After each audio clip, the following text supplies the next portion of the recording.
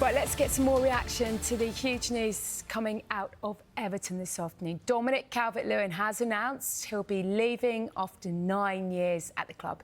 Peter McPartland, better known as Ped from Toffee TV, joins me now. Ped, what are your initial thoughts on this? Did it come as a surprise or perhaps not really?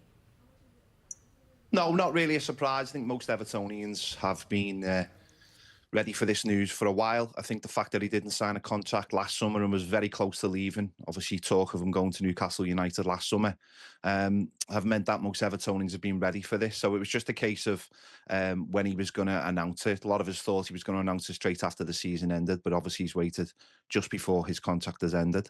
Yeah, he did suffer so many injuries throughout his career, but when he was fit, he really did fire for you, didn't he? How do you think his time at the club will be remembered? With an element of frustration, I think. I think you're absolutely right what you just said there. We brought him for just over £1 million from Sheffield United.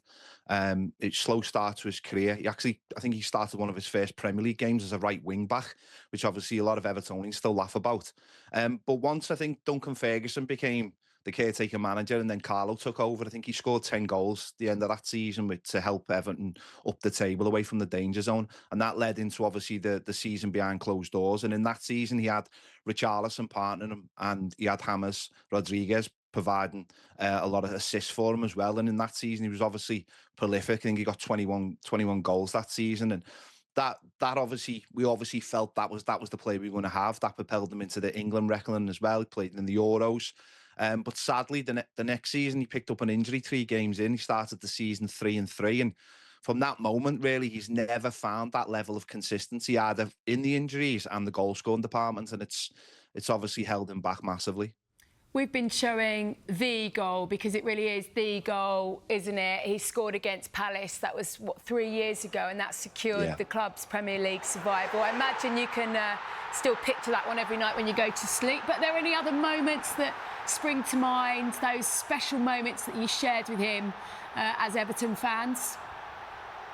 Well, obviously he scored in the Merseyside derby win a couple of seasons back when when we secured our safety as well. They're not great memories to look back on those as in moments for Everton. No Everton fan wants to celebrate staying in the Premier League as such. We don't see ourselves as that kind of club, but that's just the way it's been. But I think he's been a really solid servant for Everton. You know, he's wore the number 9 shirt with a little bit of distinction. He's obviously not up there with the best number 9s that have played for Everton, but he was someone that wanted to take that on and try and become one of those players, and he's just fell a little bit short, mostly through injuries. I do think in the last couple of seasons he has disappointed though in front of goal. I think a lot of Evertonians will point to that, is that the chances he's missed. You know, XG is thrown around a lot now, and he has missed a lot of opportunities. Certainly one-on-ones are not maybe his favourite.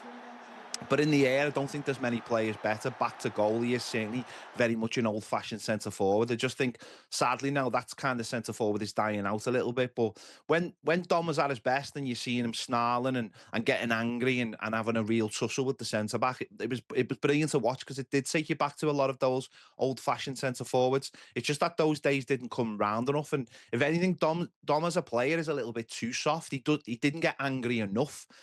So wherever he goes, maybe that he's got to have that little bit more of a side of him, because when he done that, and when he, you know, as I said, when he was snarling, he was fantastic to watch at times. Well, we know he's gone, and I guess we'll find out a little bit more, won't we, when a number of the other players who are out of contract will find out whether or not they're staying. The likes of, I guess, Idrissa Gueye and Michael Keane.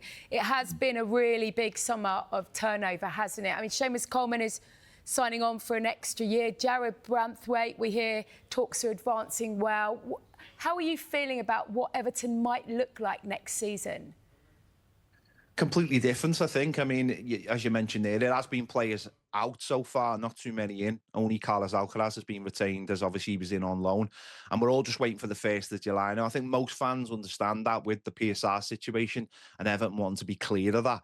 They had to wait till the 1st of July. Like most clubs now, obviously it's only been the real top clubs who are in the Champions League who've been spending money. I think lots of clubs will start their business come Tuesday. So there is a massive job to be done. Dominic Calvert-Lewin leaving means another player needs to come in. We're all hoping now Idrissa Gueye is the one who signs. I think he's the one player every Evertonian wanted to see sign a new contract was Idrissa Gana Gueye, because he's very much still at the top of his game. So if we can get him signed, that'll be a big deal for us. And then it's a case of not only rebuilding the squad, but obviously bringing better players in as well. You know, there's a number 9 vacant now, so we need to go and get another centre forward. Beto had a really good second half of the season, but there's still question marks about him. Everton still need that top number 9 to come in, as well as a host of other positions. Right midfield is a big one, centre midfield, but all over the squad needs improvements. There's about 10 or 11 spaces now in that squad, so it's a really big couple of months for David Moyes. Yeah, before I get a couple of names on that, just another word on Jarrad Banthwaite. How key is it that he does stay? I mean, it's not signed quite on the dotted line, and until that happens, there are stories linking him elsewhere. But if you're looking to rebuild Everton at your new home, he's absolutely key for you, isn't he? Oh, absolutely. I think, you know, anyone suggesting he was leaving, I don't think they live in the same world as Evertonians live in, because in the tough times in the last few years, it's, you know, staying up has been built on the back 4, or the back 5, sorry, with Jordan Pickford. And that'll continue under David Moyes. And he is a massive part of that alongside James Tarkowski. And it's, you know, be massive to see him sign, because I just think if he'd left the club this summer, what kind of way is that to sort of rebuild Everton, to start a new journey, new home, as you said? David Moyes' first summer back at the club, the new owners, their first summer at the club. It wouldn't be the right message, I think, to send to fans to say we're selling one of our, if not our brightest prospect. So him getting a new contract, I think, is well deserved. He is one of the most important players in the squad. He is a leader on his own as well, and I think it's well deserved. And I think every Evertonian just wants to see him sign that deal now. Well, you sound pretty upbeat, you sound pretty optimistic. I mean, how are you feeling about the new season? It's Leeds, isn't it, away? First Monday night football of the season. And then, of course, you get to celebrate your new home ground against Brighton a week later. But what represents a good season, do you think, for Everton?